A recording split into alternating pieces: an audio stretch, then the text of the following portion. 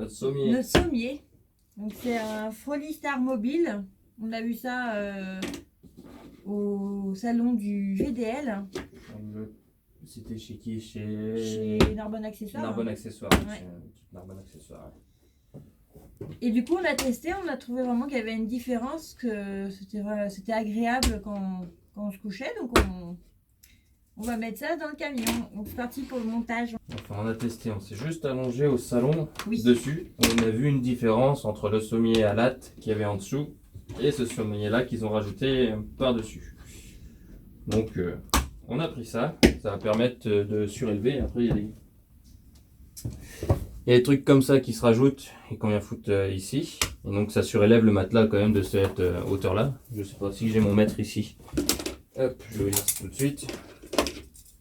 Ça le surélève d'environ 4,5 cm, ouais 4 cm. Donc après avec le matelas et nous ça vient s'écraser quoi bien sûr. Mais ça va permettre de ventiler le matelas. Et ça m'évite de faire des trous dans toute ma planche, comme ça elle reste solide. C'est ça, pour ventiler sous le matelas. Sans avoir un sommier classique. Et je voulais pas mettre un sommier à latte en ferraille et tout. Parce que je voulais pouvoir avoir une séparation accès, ici. Un accès parce que c'est ici qu'il y a la pompe.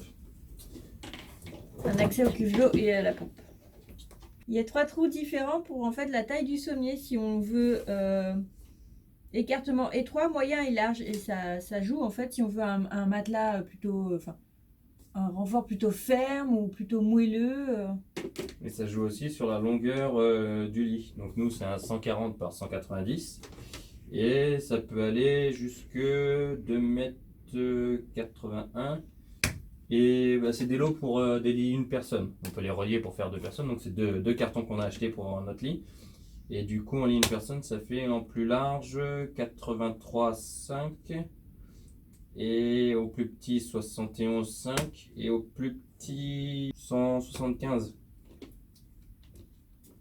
Ouais, donc nous c'est en 190. Là, ça se monte facilement. Ouais. Je sais pas si on va voir. Non, on verra pas. Il y a des petites flèches là-dessus. C'est mis monter dans le sens des flèches. Mais ils disent pas si les flèches doivent être dirigées dans un sens ou l'autre. On monte dans le sens des flèches. On les a tous mis dans le même sens. C'est ça. C'est surtout ça. Et on verra bien. Pour l'instant, de toute façon, ça coïncide bien. Pour l'instant, notre puzzle est bon. On a trouvé toutes les bonnes pièces. On a vraiment du bol. En tout cas, ça se monte super facilement. Ouais. On peut même choisir si on veut que ce soit ferme, bien ferme au niveau du dos ou souple. Et chacun de son côté. Et chacun de son côté. Donc ouais, c'est pas mal. Puis, du coup, vous voyez bien, ça fait une petite hauteur là, comme Guillaume m'a montré tout à l'heure. Donc voilà, à partir de là, hop, on ne voit pas. À partir de là, ben, on peut mettre le matelas. Et c'est le truc qui s'évase comme ça, qui Notre ça peut être pas sommier. mal. Et voilà, et ça a pris même pas 10 minutes. On va regarder la vidéo, 13 minutes. Si, ça a pris 10 minutes.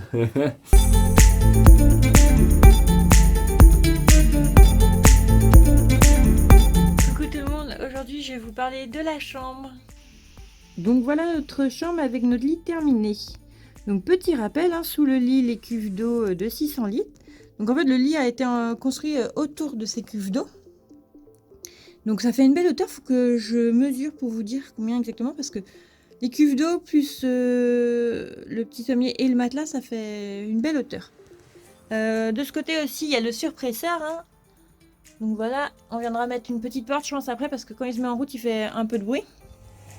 De ce côté.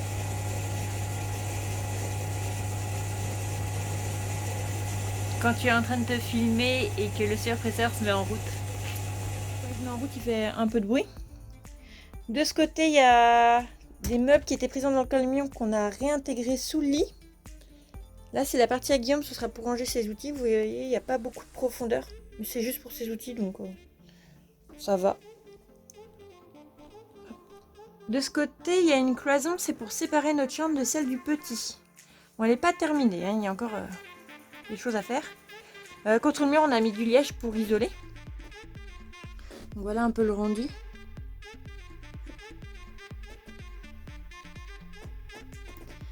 Et sous son lit, il y aura des tiroirs avec des rangements. Pour l'instant, voilà, c'est là où on stocke les outils.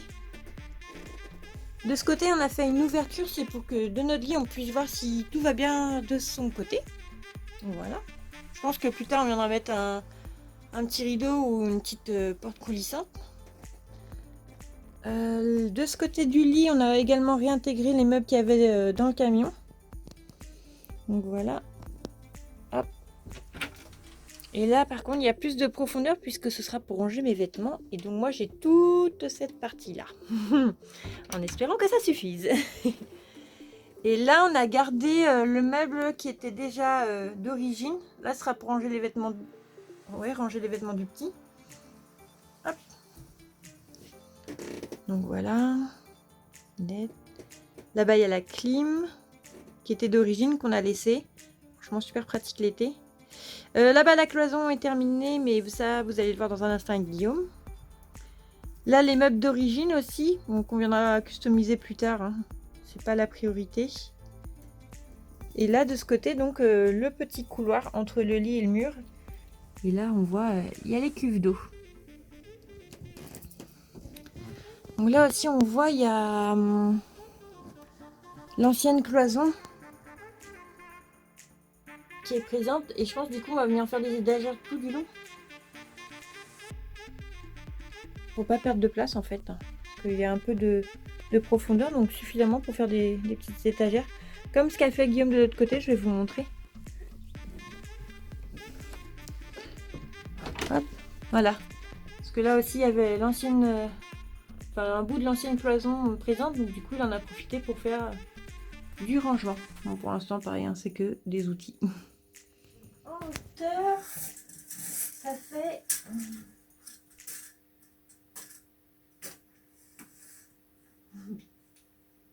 Ouais, ça fait 1,5 m de hauteur. Donc pour monter sur le lit, super pratique. Hop. Tada. Faut être un peu gymnaste. Bon, salut à tous. Aujourd'hui, je vais essayer d'avancer sur la cloison que je dois faire ici. Donc j'ai ma planche dehors prête à découper. Je vais installer les tasseaux. Donc j'en ai un là, un qui va faire la longueur là, la hauteur. Et pareil, bah, donc ça descend, un en bas. Et après, je vais en mettre peut-être 2 renforts dans ce sens-là. Faut que je regarde par rapport à ma laine de bois. Là, il me reste de la laine de bois à la maison. Parce que je vais isoler ça aussi. Le but, c'est qu'il n'y ait, s'il y a du bruit ici, s'il y a quelqu'un qui dort de l'autre côté, ça ne le dérange pas, vu que j'ai gardé les portes et tout. C'est vraiment, je veux isoler le truc. Que ce soit séparé. Même pour la clim et tout, il y a une clim là. Je ferme, je mets la clim, elle tourne pas pendant des heures pour refroidir toute une pièce. Elle tourne un petit peu, elle refroidit vraiment que la chambre et on peut avoir une autre partie aérée, faire ce qu'on veut. Même pour la bouffe et tout, c'est mieux quoi. Vous faites cuire ici, ça va pas de l'autre côté les odeurs. Donc voilà, donc là j'ai prépercé mon tasseau. Je vais le visser avec des petites vis. Là j'ai plusieurs sortes de vis et c'est 5 cm. Là ça fait 5 cm. Et la taille après que j'ai c'est du 80, beaucoup trop grand. Si je viens visser, ça va arriver de l'autre côté. C'est dommage, j'aurais dû prendre des vis intermédiaires, mais bon. Je vais faire avec ce que j'ai. Donc voilà, je vais visser ça. De l'autre côté, bah, ce sera la même taille de vis, parce qu'il ne faut pas que ça aille trop dans la cloison non plus. Normalement, ça devrait tenir. Ça devrait être assez costaud. Je vais bien voir avec le tasseau. Au pire, si quand je visse, le tasseau revient, que ça ne tient pas, de toute façon, il y aura ceux en travers qui vont venir le pousser. Mais je mettrai peut-être des chevilles. Eux, ils ont mis des chevilles un peu partout, là où ils ont vissé, et ils ont mis des chevilles. Donc je vais voir, normalement ça devrait le faire, c'est assez costaud. Ouais. Il y a un petit peu de bois là-dedans, on va bien voir. Donc c'est parti.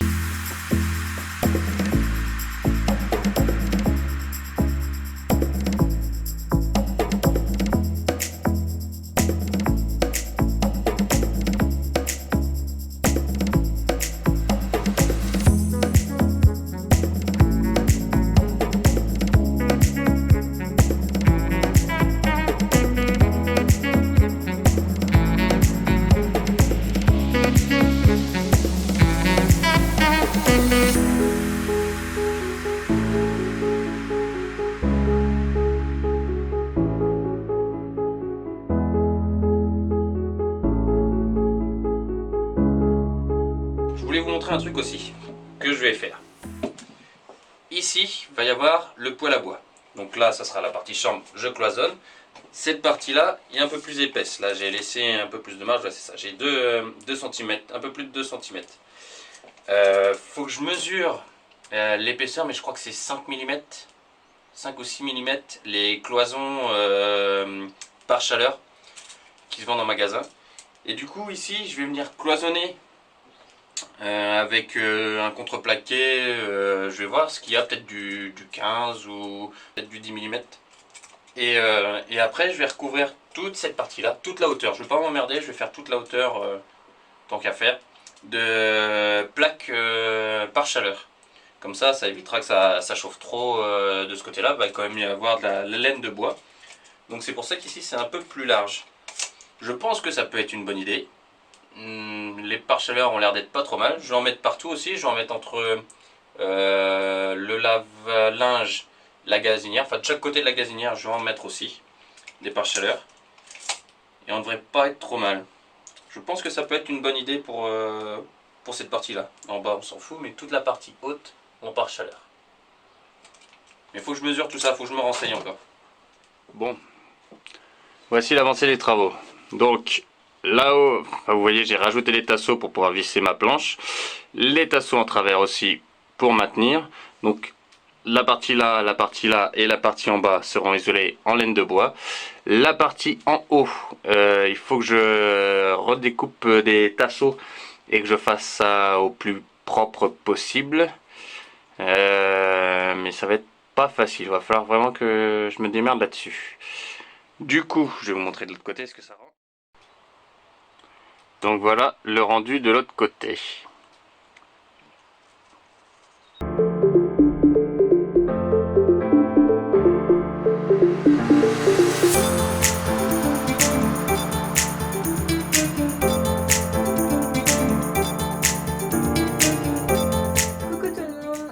Aujourd'hui quelques explications par rapport à la cuisine. Lorsqu'on avait fait la vidéo de présentation, voilà, on vous avait dit qu'au fond viendrait l'évier, ensuite un plan de travail, la gazinière, le frigo et le poêle à bois. Finalement, au cours d'aménagement, on s'est rendu compte que de mettre le poêle à bois coincé entre le frigo et la paroi, c'était pas ce qu'il y avait de mieux, c'était pas l'idéal pour qu'il puisse chauffer le camion. Il serait retrouvé en fait coincé dans un trou entre deux parois, donc pas top. En plus, le frigo aurait pas mal chauffé. Donc finalement, on a changé de place entre le frigo et le poêle. Donc le poêle à bois va venir ici. Là, comme vous pouvez le voir, en attendant, c'est des petites plaques de gaz qui nous servent juste le temps des week-ends. On viendra installer une gazinière plus tard. Donc voilà, le poêle à bois va venir ici. Comme ça, il pourra bien rayonner. Son conduit va passer au-dessus du frigo, puisqu'il doit passer entre les deux séries de panneaux solaires. Et donc là, pour être sûr que ça ne chauffe pas trop la paroi, on a mis une plaque par chaleur. Et là, le frigo, il est donc fixé. Il ne peut plus bouger. Là, je vais vous montrer comment Guillaume l'a installé. Donc voilà, il est venu mettre une plaque qui l'a collée sur le dessus du frigo et fixée au tasseau. Et les tasseaux sont fixés à la paroi. Ensuite, là, il a fait une petite aération pour que lorsque le frigo chauffe, il puisse ventiler quand même. Donc sur le dessus et sur les côtés, il y a un espace pour que ça puisse ventiler. Là, pareil, c'est fixé à la paroi. Hop. Et en bas du frigo, il est venu caler en fait les pieds du frigo dans des petites pattes là qui sont vissées au sol et puis retenues par la baguette qui est également vissée au sol. Donc voilà, hein. On a utilisé le camion, là on a roulé un peu avec et tout et pas de souci, le frigo n'a pas bougé et bon après il n'était pas trop chargé mais les portes ne se sont pas ouvertes non plus. Donc voilà, ça avance petit à petit. Voilà, c'est la fin de cette vidéo. Petit récap, donc là, la chambre du petit qui n'est pas terminée. De ce côté, le lit, lui, qui est terminé. J'ai oublié de vous montrer aussi, on a laissé en fait un espace entre le matelas et les cuves d'eau pour avoir accès aux cuves d'eau et pouvoir ouvrir le bouchon sans avoir à ouvrir les trappes qui sont sous le matelas. Hop, je vous montre ça. Hop, est-ce qu'on voit? Voilà, Comme ça, on a accès aux cuves, voilà, sans avoir levé ces plaques-là. Comme ça nous permet en fait d'avoir, de vérifier le niveau de l'eau à l'œil nu, même si au niveau du surpresseur, on a mis un compteur d'eau, voilà, pour plus de sécurité. Ensuite, là, la paroi, elle est terminée. Hop. Voilà. Bon, terminée, elle est juste posée, hein, on viendra faire les finitions plus tard. De ce côté, le frigo, lui, est fixé. Pour l'instant, la vaisselle est posée sur le dessus, puisqu'on n'a pas encore de rangement pour la vaisselle, ça viendra plus tard. Là, on avait dit qu'on viendrait mettre la paroi entière en plaque de pare-chaleur, mais comme on a changé de place entre le frigo et le poêle à bois, et ben on s'est arrêté là, juste au niveau du conduit du poêle, et le reste on l'a habillé en lambris.